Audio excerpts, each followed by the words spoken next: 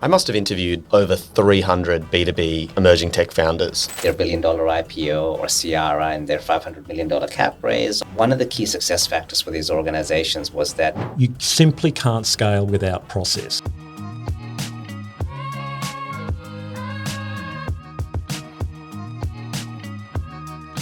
All right, guys, welcome to the very first Xupscale company podcast. This is a story more than 15 years in the making. About 15 years ago, I started working with my famous colleague, Neal McMurchy, and we were both building the Gartner for Tech CEOs practice.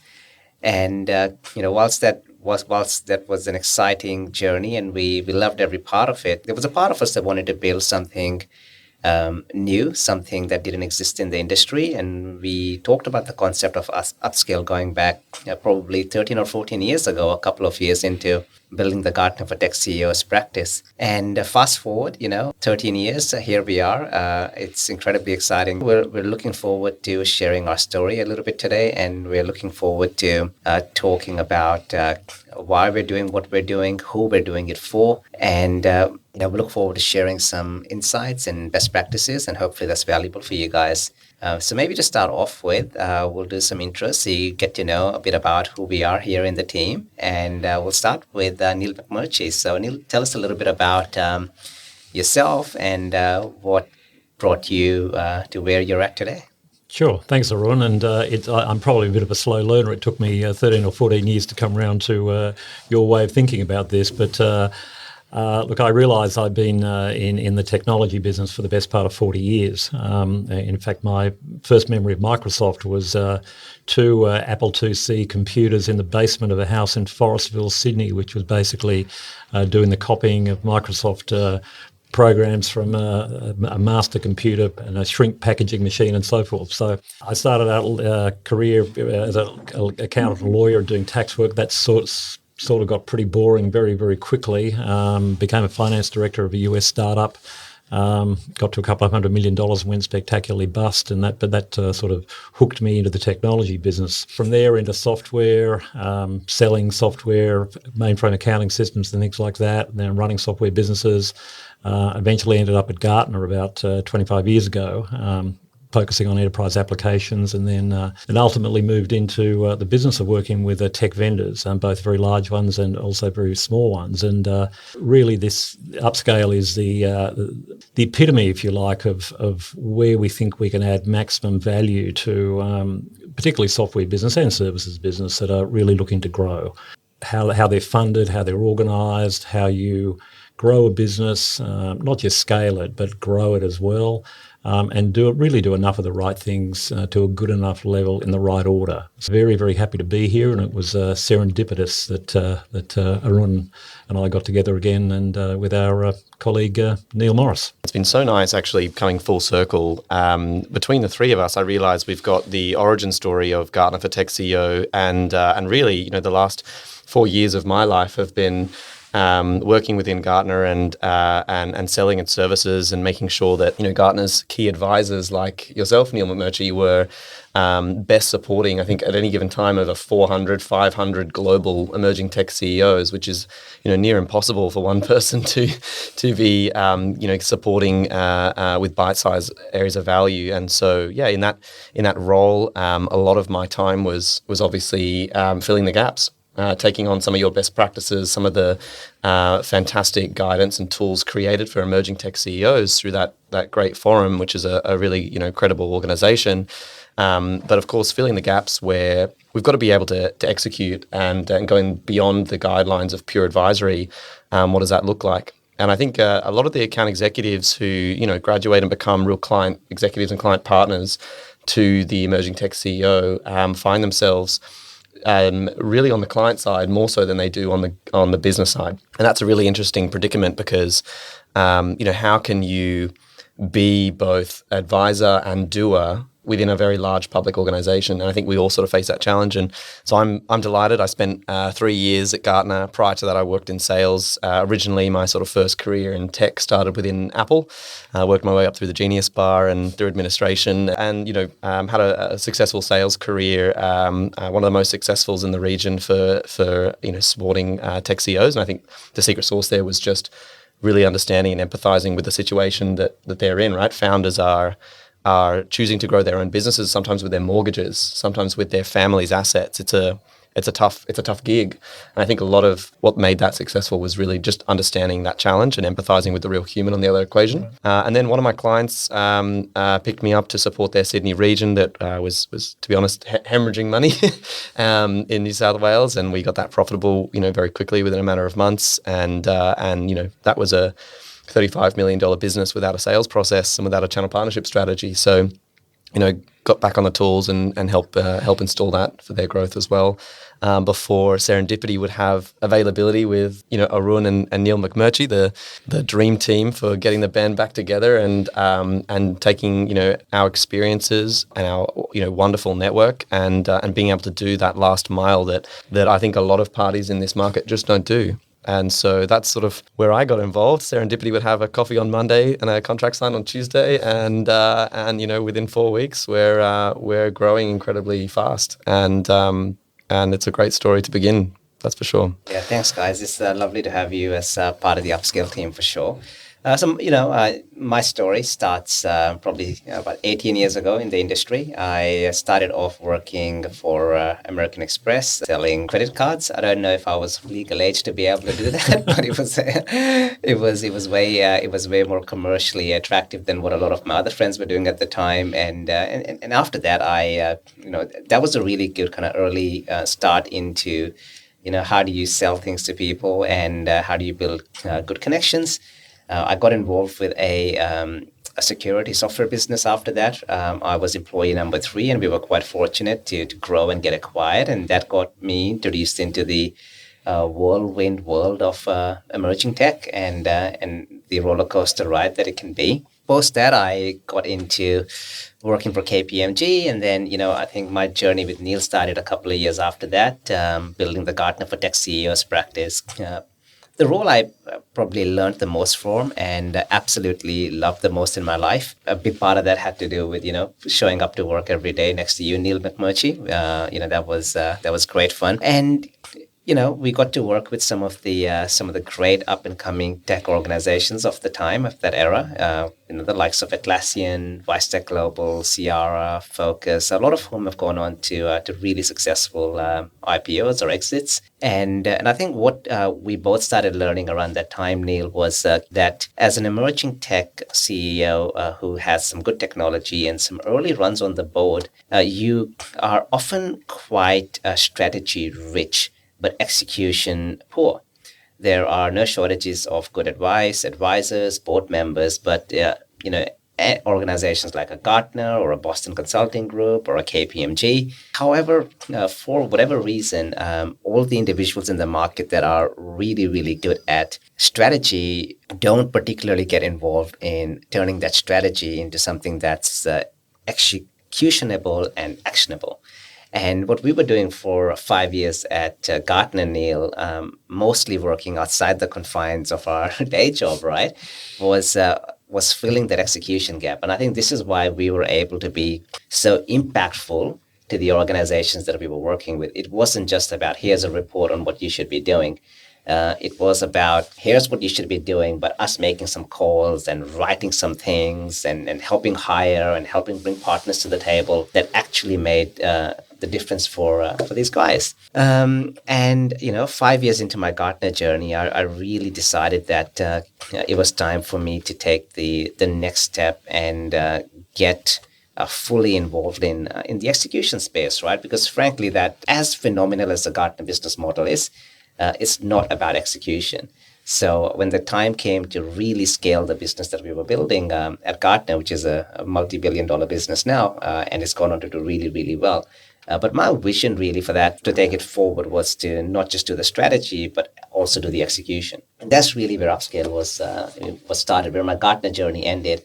Xupscale started many years ago with me as a top gun for hire. Working with organizations, be it a Ciara or be it a Wisec or a Focus, to really help them do the right things in the right order to a good enough level to accelerate and expand their businesses. But it wasn't just about, here's what you do. It was about, doing the last mile and filling the execution gaps.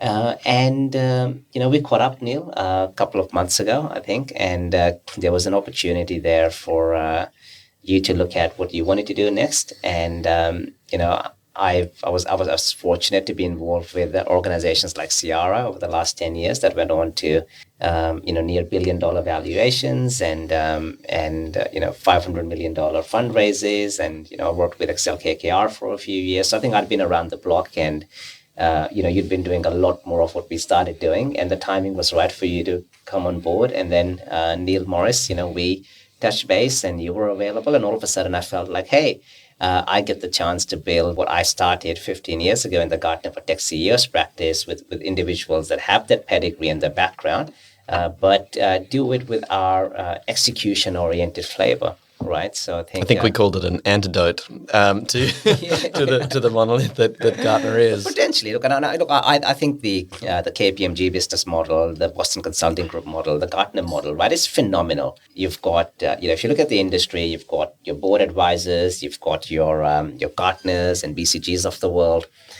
You've got individual strategic advisors that come on board. I think all of this is great, right? The guys with the strategic insights are great for the industry, and they do a phenomenal job at what they do.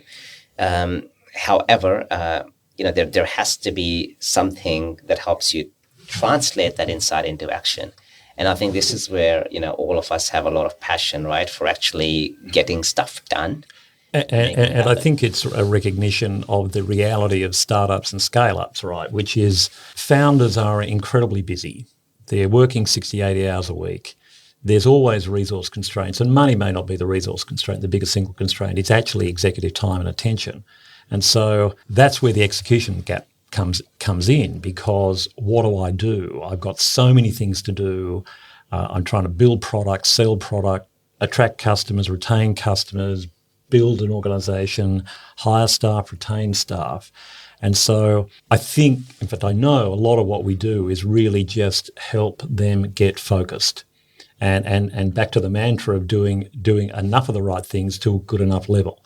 And I think what's also critical here is doing that at speed too, because you just can't wait too long. You may have to pivot. I think one of the things we've observed in our careers is successful organizations, successful scale-ups in the tech space pivot. They pivot more and they pivot faster. And so you won't necessarily set out with a perfect plan that you're going to execute to over 4 or 5 years. Almost certainly you're going to require pivoting, but you have to do it quickly, and you have to do it, sometimes there'll be mistakes, but I think speed is important as well. The other thing I think we're acutely aware of is that there's a difference between growth and scale. Growth is obviously growing revenue, number of customers and things like that. Scale requires some level of process in terms of how you market, how you sell, how you organize yourself. Scale is where you essentially separate revenue from cost, right? So growth is revenue, but scale is doing it at a decreasing cost per unit of revenue. And so I think there's often a misconception that people talk about scale equals growth, and they're not the same thing. And you can't get scale without process. And process in terms of, as I said, marketing efficiency, sales effectiveness, channels and partnering, organizational effectiveness, that's where you get scale as well as growth. So I think we're incredibly aligned, which is good.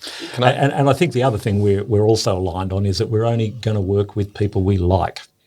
Now, people don't have to like us necessarily, they have to respect us, but from our individual perspective, I think we are very, very clear. We're not going to work with dickheads. Yeah, right? yeah, I think that's... to use a technical term. I think that, absolutely goes without saying. And I think a lot of what I've learned, Neal, and I completely concur with you about, growth and scale are definitely two different things. And if I just take it one level up, right, I think if I look at the organizations that, we were fortunate to be a part of, and I was fortunate to get involved with from this region that went on to, unicorn status and serious successes, like a WiseTech Global and, their $1 billion IPO, or Ciara and their $500 million cap raise, or a PageUp people who are about to be acquired at, the $700 million mark. I think one of the key success factors for these organizations was that early on, somehow they were able to start making valuation and scale-driven decisions. And there is certainly a science of it. And I think in most technology organizations, it comes too late. To use a concept from the testing world, I think something that I'm incredibly passionate about being able to do at Xupscale is shifting left and doing earlier in your organizational life cycle all the sorts of things you might do once you go IPO or private equity organizations buy you out, right? How can we get some of that private equity grade or publicly listed grade company management and running rigor and best practice and go-to-market excellence way earlier in your organizational life cycle? And what's really interesting on that is if you ask a investor or a private equity manager, portfolio manager, is it art or is it science that you take when you restructure an organization or you drive its valuation through the roof 10, 100 times over a given X amount of years after your acquisition? What's funny is that there is a playbook of 10 things or so that they do, but quite often they'll refer to it as the art in private equity. And that's another thing is until they're involved, they don't divulge this secret. They don't divulge this science-based approach to shifting the dial in some of the more methodical ways of driving valuation up.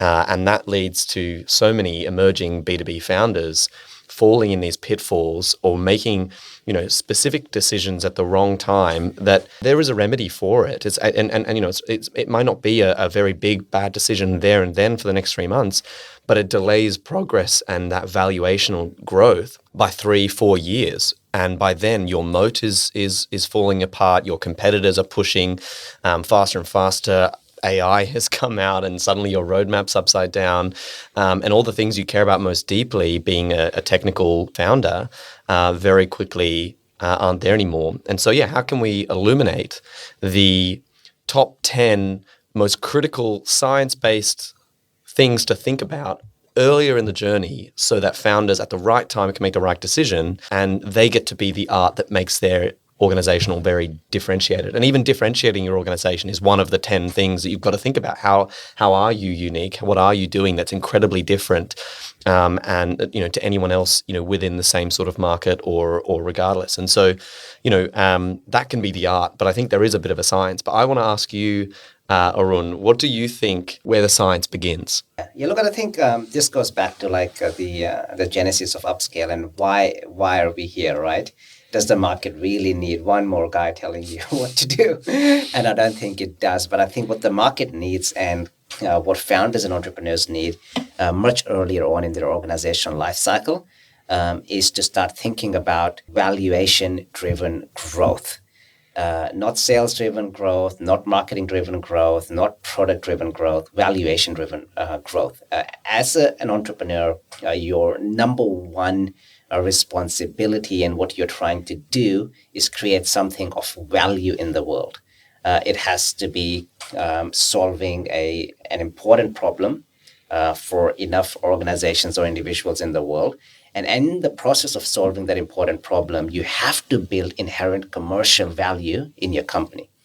And that is what allows you to attract the right employees, the right investment when the time is right on your own terms, right? So I think that the single most important thing, and where I decided to do it with you guys because I saw no one else doing it, at least not earlier on in an organizational life cycle, is this concept of valuation-driven growth. And typically it will come in after a Series A or after you're bought out by private equity, because those guys are only in the business of giving you $10 million or $5 million or $50 million or $100 million, right? Or at Ciara, $500 million from K1. They're only in the business of doing that because they understand how to take a $500 million investment and turn it into several billion dollars, right? They have such confidence in that science of valuation-driven growth. And And, having worked in private equity, having worked for organizations like Excel, KKR, I'm deeply passionate about, hey, why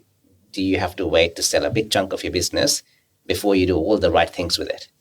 Right. So let's try. I mean, capital is a big part of the puzzle. There's no doubt about that, right? But it's not the only part of the puzzle. And there are certainly some things you can do early on to exponentially set yourself up for success. And the guys that I worked with, who did really well, like an Alok at Sierra or a Miles at Focus or a Glenn at Yellowfin, they all started somehow doing this earlier on in their organizational journey before they gave away large chunks of their organization. Right?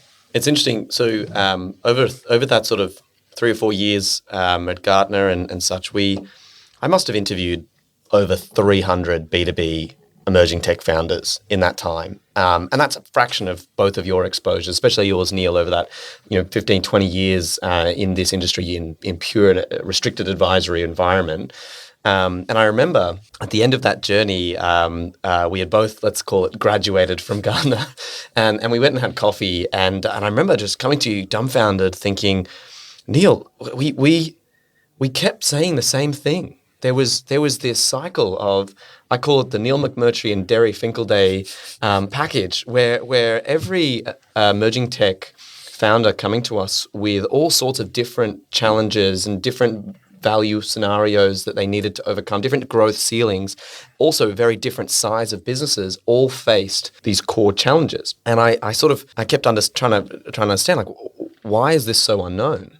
Why is this science approach to valuation-based growth, differentiating your organization, getting really unified as an organization in a single direction? Why are the science-based processes and things to do? It's not anything new. It's not anything that's come out of AI and ChatGPT told us some magic. It's not anything off planet. These are things that have been in market for years, and some of the most wealthy and successful valuation drivers do this, like you say, Arun. And we sort of sat there and we just, it was just sort of dumbfounding. And I remember you sort of leant over and you said that you're absolutely right. There is these sort of 3 to 10 things that people just aren't aware of. And it's sort of interesting when I was thinking last night, in fact, about this. I probably worked at around about 700, maybe 700 to 800 emerging tech providers across 48 countries. And to your point, Neal, the issues are almost all the same and within a pretty narrow band of things. A lot of it, frankly, is still technical, founder-driven issues of a belief that the technology is all that matters. And I was used to say to them, when you tell me a market leader in most technology spaces, that happens to be the best product. And so I think so many founders start with that technical bias that really blinds them to the commercial reality of being able to identify who, in fact, do you want to sell to. I mean, I can recall hundreds of conversations that the three of us have had with founders about who is your target market, who's your ideal customer. Oh, we sell to enterprise, and so right from the get-go, there's a lack of focus problem that leads to so many other issues. It leads to the dilution of marketing and sales effort, the weaker messaging. People don't understand what you're actually doing. It creates funding issues as well. Focus gets represented in other ways too. You ask, I often ask founders, where do you spend your time? They're complaining about lack of sales and they're deep down in R&D. And so I think lack of focus, be it from a market point of view, be it where they spend their time, be it where they're investing resources, is a critical issue that we see time and time and time again. And we often talked about, that once you've got that discipline and prioritization, I think we talk about all the time, the right sequence of activities in the right order to a good enough level, but just diagnosing that can be really difficult, right? When you've got the bias of the situation around you, you've got funding challenges, investor pressure, you've got new team members that you've got to train, but you don't really trust them, or maybe you've made big decisions, so you're all in on trusting them. There's all sorts of scenarios that you've got too much bias to really diagnose with that sort of fly-on-the-wall perspective. And a lot of the time, it started with, let's just get everyone on board on who our ideal customer profile is from an enterprise perspective.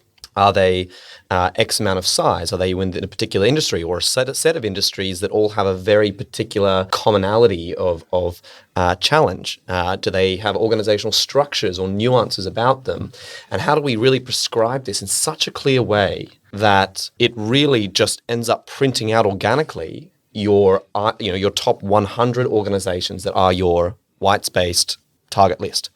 And a salesperson who you've just hired, ideally for great value, can own it. And then you're not just making hiring decisions based on network. You're not just making investment decisions and marketing based on widespread assumption, but you've got a very specific, you get as close to almost an account-based marketing approach, even if your organizational transaction volume is not. And it's interesting. It's interesting when we've had these conversations, right, with founders. They're often concerned about, we're somehow narrowing our market, and that's true. In the short term, you're narrowing it in order to get focus, in order to get maximum return from whatever marketing and sales resources you're applying to that. It doesn't preclude you from expanding that when you earn the right to expand, right? And I think that's an important principle, that you've got to establish a beachhead somewhere, and it could be an industry, it could be a size of organisation, it could be a certain use case. So there's multiple ways of identifying where you should be focused. And it's possible that things change. I mean, I remember working with somebody who was originally targeting financial services, and then their first 3 customers were in healthcare, right? Because it turned out that the nature of the problem was identical. And so their segmentation is really based around a use case. So you want to be focusing on those customers who value your differentiation, because that's a second big issue that I think we've all seen, is just a naive perspective on how different your product is from what else is out there in the marketplace.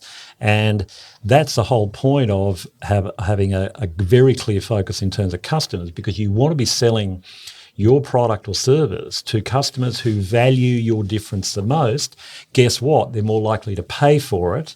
You'll expand your margins, whereas you're selling to people who don't value your product or don't value the differentiation, then you drive down your own margin. And it's a traditional complaint by smaller organisations that we're under terrible price pressure. That is almost always self-created.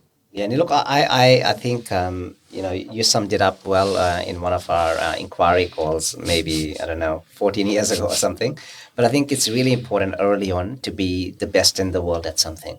You have to try and be the best in the world at something early on. It doesn't mean that you're going to stick to that lane forever, but it allows you to compete more efficiently and effectively. And being resource constrained as you are in the early days of your life cycle, it is incredibly important to try and sail in uncharted waters, right? So your chances of being able to find uncontested white space are a lot higher if you are incredibly focused in who you're going after and what you're going to do for them. So I think there's no doubt about that across the 3 of our experiences, that one of the critical success factors in the playbook, right, of building a tech startup and scaling it is to be incredibly focused early on. Neal, as you mentioned, you've worked with such a high volume of entrepreneurs over the last almost 20 years. MVP, managing vice president at Gartner. What else, right? If you had to give me your top 3, right? So focus is one of them. What else would make it to your top 3 in terms of here are the things that need to happen? Yeah, it's a personal one for founders, which is understanding what they're not good at early on. So I think one of the things we could consistently see is founders who they don't recognise or acknowledge what they're not good at, whether it's sales, whether it's marketing, whether it's even being a CEO. And so I think that's one of the clear critical factors for successful entrepreneurs, is to understand what they're not good at early. So is that ego? It's ego. It's partly ego. Sometimes, you have to have ego, right, if you're an entrepreneur, right, because you're saying I can do something better than somebody else, and which is good. There's nothing wrong with ego. But, when I built teams and when I was both in and out of Gartner, I always wanted to hire people who were better than me. Right, there's no point in hiring people who are weaker than you. What's the point, right? So I think that's one of the issues. I think ego is part of it. I think just a reluctance to, or a reluctance perhaps to be a leader, right? I mean, that's one of the obvious things in terms of CEOs and founders of tech companies is that, again, they're often technically driven. They like the product, they like the development side. And I think acknowledging that, and one of the questions we always ask, right, is, well, what do you want to be doing in 3 years' time, 2 or 3 years' time? Do you really want to be leading a team of 50 or 100 or 200 people? Do you want to be spending your time managing that? Because you won't be doing anything else.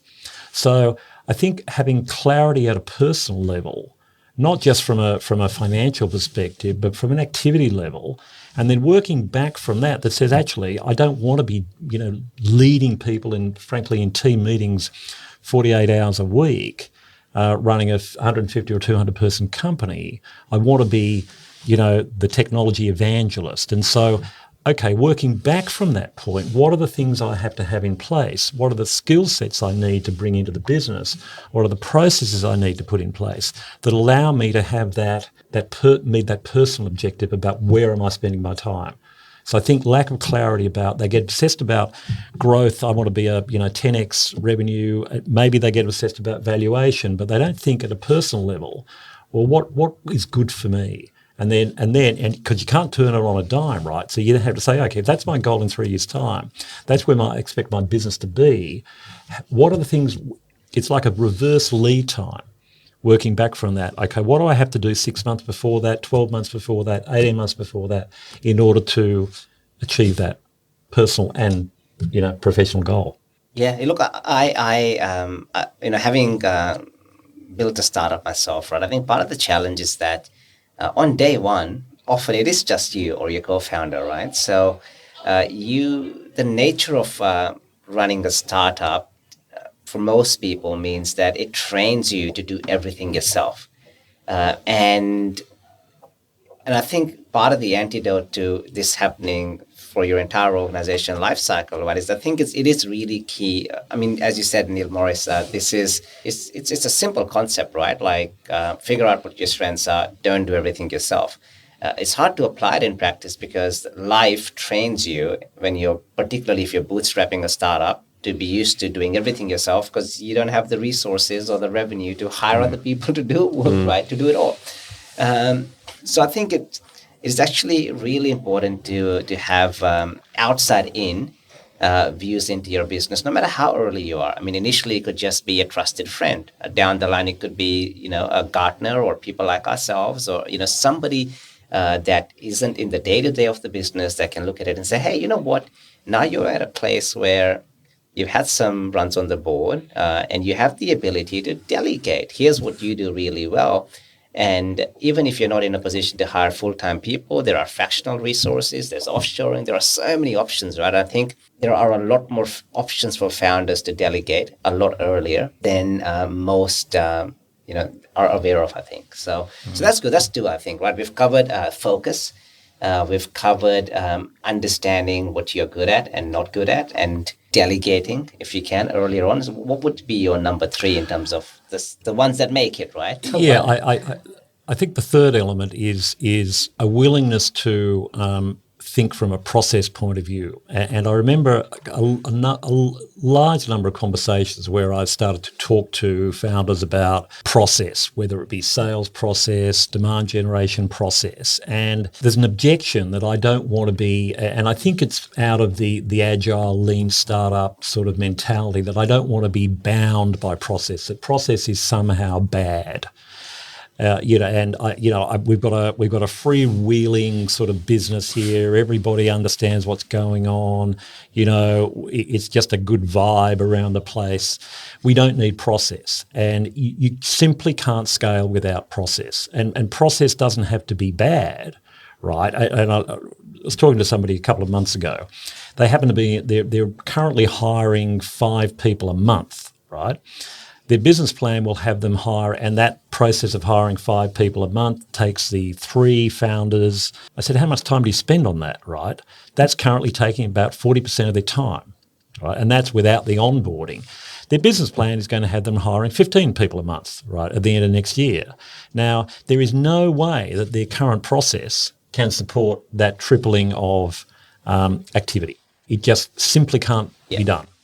And so thinking about the process implications, onboarding customers. Currently onboarding a customer one a month, you go to onboarding 10 customers a month. And you probably vaguely remember me talking about this, but there's a guy called Hiroshi Mikitani who founded Rakuten, which is a big Japanese e-commerce company. Very, very interesting guy. From day one, which is very, very unusual for a Japanese company, he said, we're going to be a global company and we're going to speak English. So the company has always been run in English from the number 2 employee, which is culturally a very, very difficult thing to do in Japan, but nonetheless. But he talks about this rule of 3 and 10, which says you've got to think about your business at, let's say, 10x what it is now, be that number of customers, number of employees, number of, sales, whatever the case might be. And 10 is not a mathematical, exactitude, but it simply says you've got to think beyond simply incremental thinking, so when you ask people about process, they say, well, what are you doing now? How do we improve that? You actually need to break that thinking if you're really going to grow at significant scale, which is to say, okay, imagine if we were a 10x business. What we're doing now from a process point of view cannot work. Whether it's customer acquisition, whether it's employee onboarding, it simply cannot work. So what can we do now, right? It's not a matter of spending money necessarily, but what can we do now to put in place processes that will actually support that 10x type business or 100x business? And sometimes it's stopping a process at all. It's just stopping doing something, right? And the example I always used to give was sort of, automobile manufacturer, right? So Ford, in the good old days, would be getting, a shipment of parts from Bosch every 2 weeks. There'd be a whole bunch of people on the loading dock, opening the cartons up, checking them, counting them, making sure they were right quality, blah, blah, blah. Ford moved to just in time, and instead of getting 1 shipment every 2 weeks, they're getting 10 shipments a day. And so there is no possibility that old process could scale to that. So they simply stopped doing it. They simply did random audits of quality and put all the onus back on their suppliers. So when you're thinking about process, because it's so critical to scale, particularly to increasing profitable scale, is that you've got to think about, okay, what does the future look like and what can we do now? Because you can't implement process immediately, even in small organisations. It's quite hard to do because you're talking about people changing behaviour. So process is a really important part of it. It doesn't imply lack of agility or lack of flexibility, but it's absolutely critical to scale. And the other aspect of that is obviously technology. Are you putting the right technology in place? Do you have a reasonable CRM system? Are you under-investing in technology? I mean, it's quite interesting. We often come across these scale-up businesses that are chronically under-invested in technology. Also, even on that, I find that you really open the treasure chest of all of the technology that's being used, especially around go-to-market, integrated go-to-market. You either have an organization that is tracking 50, 100 different insights and they really don't know what to do with any of it, or you have an organization that tracks nothing.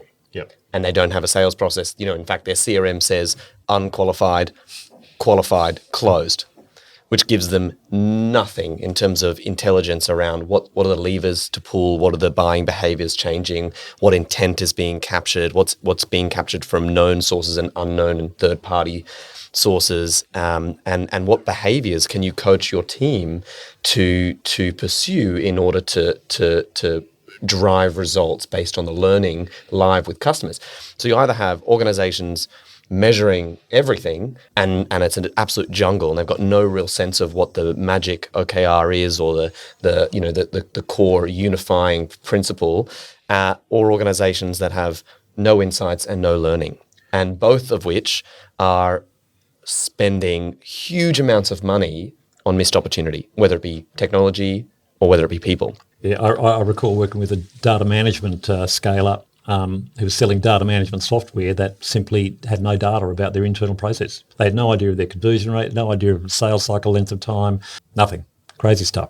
Well, I'll give you, I think, Neal, those are some phenomenal insights, right? So your top three were being really focused in what you're building, who you're building it for, right?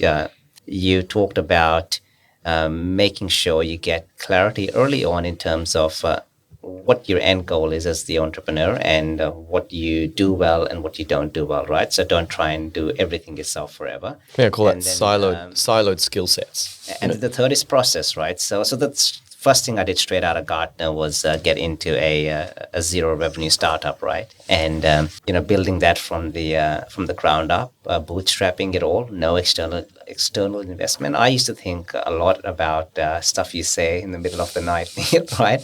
And I used to think about, hey, we've been talking about this for 5 years, building the Gartner for Tech CEOs practice. But now it's time to put it into practice when my own future is on the line, right? Can I do it? And I think some of those things that we did do, and I'll share some examples of, how this translated for me in terms of stuff that I learned from you and applying it in my own experience, right? So being really focused about what we wanted to be early on, we absolutely nailed that, I think. So we decided, so at Bright, our core software IP was data replication. So being able to put data from on-prem systems into the cloud or, between systems, we were really good at copying data between large, complex databases, essentially. So the first thing we did was, being close to the Gartner world and understanding market trends. Going back many years ago, it wasn't taken for granted that people would put their data in the cloud. So not your mature technologies and databases in the space like Teradata, they hadn't really, and their suppliers and ecosystem of partners hadn't really planned for a world where people would want to put their data from on-prem systems to the cloud. So one of the things we did very early on was place our bets on the cloud market and building for the cloud customer and building around the Amazon Web Services platform, staying really focused and going, hey, this is an uncontested market right now. Some people don't even think it's going to be a market. Let's focus there. Because even if we start development now, even in 4 weeks' time, we're the best at it because no one else is developing, right? So we focused on the AWS platform and helping you get data from complex on-prem systems into the cloud, into Amazon Web Services platforms on day one. And very quickly, what that did was, because we were creating such specific value, the first thing it did was it brought AWS to the table as a key partner. So imagine as a startup, we're one of the only guys that are placing big technical bets on your platform in this whole region. We were the first AWS big data partner in the region. And they took us under their wing a little bit, just because we were clear in the focus that we were putting out there.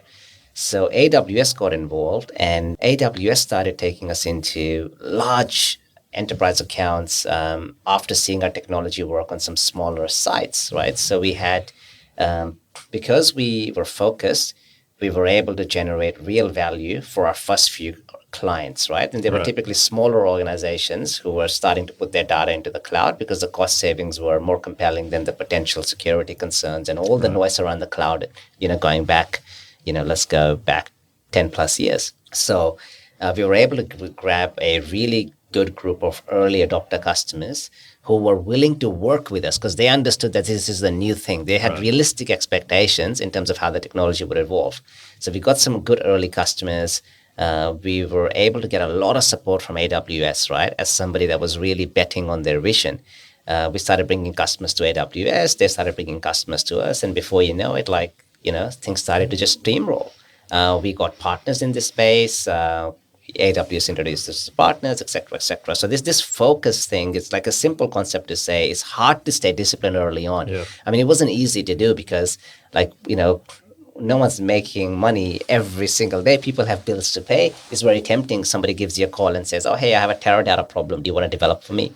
Yeah. And if you just start responding to the ad hoc inquiries in the market, you will never build something that is truly special and magical, right? So it does take a little bit of discipline and making some tough decisions, saying no to some opportunities, which is the hardest thing to do. So why? I mean, the advice is simple, stay focused, but it's easier said than done. Oh yeah, the first time I had to say no to a $500,000 deal kept me up at night. That was a really difficult decision, but I knew that if I had accepted that deal, the 100 possible future deals in the ideal value scenario that I'm targeting and the way that we deliver that allows us for scalability and growth, I knew I couldn't.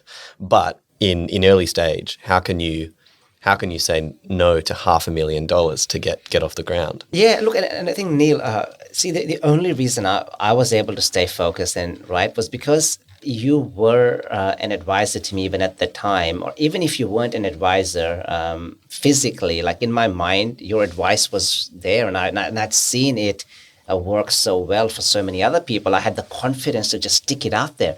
But if you're like, if I didn't have 3 years at a successful security software startup and 5 years of listening to you and working with phenomenal entrepreneurs at Gartner and my time in the KPMG program and all of that, right? If I didn't have all of that data, and even it was still hard. Yeah. It was still hard for me, right? So I could imagine how tough it would be for someone that's starting out their business without all of that, right? Most people who start their businesses in the tech world don't have people like you that they sat next to for 5 years and didn't work with the Atlassian guys or the Sierra guys or the Tech guys, right? I had all of that, but it was still hard because when it's your own money on the line, when you're bootstrapping in the early days, or even if you have investor money and you're burning cash month on month and the runway is getting shorter and shorter and shorter, it's tough. And I think that's where it helps to have someone like you or, someone like an Xupscale in your corner saying, hey, we don't have all of the pressures that you do, so we can see things in an unbiased way. And also, in some respects, it's a data-driven way, right? Because the predictability of failure when you don't focus is extraordinarily high. It's like the predictability of channel partners. As you've heard me say, right, it's highly predictable whether a particular partnership will work or not. And yet we see tech companies go headlong into partnering, signing partner agreements. And I was working with a company a little while ago which had signed 30 partner agreements. There was not a single basis of economic reality underpinning any of those agreements. And guess what? Partners were not producing anything. And so the consequences of lack of focus are highly predictable. Suddenly you've got 6 customers, you're actually developing product slightly differently for each of them because they're really important, and suddenly you don't have a scalable platform anymore, which is probably a segue into the platform word. we started talking about this the other day. I think tech founders love selling tech, don't they? Well, yeah. My personal view is that if you're a scale up and you're positioning a platform, it's a problem. It's a serious problem because platforms are things that BHP spends $1 billion looking for oil and gas in Bass Strait. If you're a 20-person software company, you're creating a massive millstone if you're positioning a platform. It implies big. When you go to sell to an organisation, it automatically expands the number of people who are going to be involved. So I think our mantra is, don't talk about platforms. You'll earn the right over time. Sell a product, sell an outcome. Over time, you earn the right to broaden out either the footprint, broaden out the position of a platform. But this idea of going in as a small company and trying to sell a platform, it defocuses everything. The other thing, the key messages that we see from early stage founders is they're so entrenched in the wonderful technology in their R&D, and they're, I call them propeller heads, SMEs who love what they do because they're the best people to do it, which is amazing. But again, they're unaware of their own siloed skill sets, or if they are, they don't practice collaboration very well. And then the other thing is their messaging, because in Bootstrapped or in early stage time, you're doing everything yourself. Your messaging is all about what you're focusing on. AI capability, cloud capability, your key technical partners, which are great things to include in your pre-sales document. It doesn't need to be on your homepage. I think people want to sell AI, but what does it do for your ideal customer profile? What's the value scenario you're targeting and the key messages that isolate the people involved there? And I think that's the other thing is people sell or people buy based on outcomes, but I would say out of the 300 tech founders I interviewed, 295 of them, their key messaging are AI and cloud and data capability that just doesn't speak to nuance. And I think there's a fundamental difference between US-based startups and ones in this region. And in some respects, it's even worse in further north in Asia than Australia. But US startups have an innate understanding of marketing and sales, and frankly aren't and regarded as an honourable part of their business. I see way too many founders in this part of the world it's either a naive or arrogant perspective about the value of marketing and sales capability. Sometimes if they come from, so let's say a large organisation, an IT department, they have an extraordinarily negative view of salespeople having been sold to by some of the big enterprise software vendors. Maybe not surprisingly, but nonetheless, when they get into their own businesses, they almost always downplay the relative importance of marketing and sales. They either believe they can do it themselves, or they just don't like salespeople. And it's one of the big differences in my experience between US startups and scale-ups and Australian ones, and it's a albatross.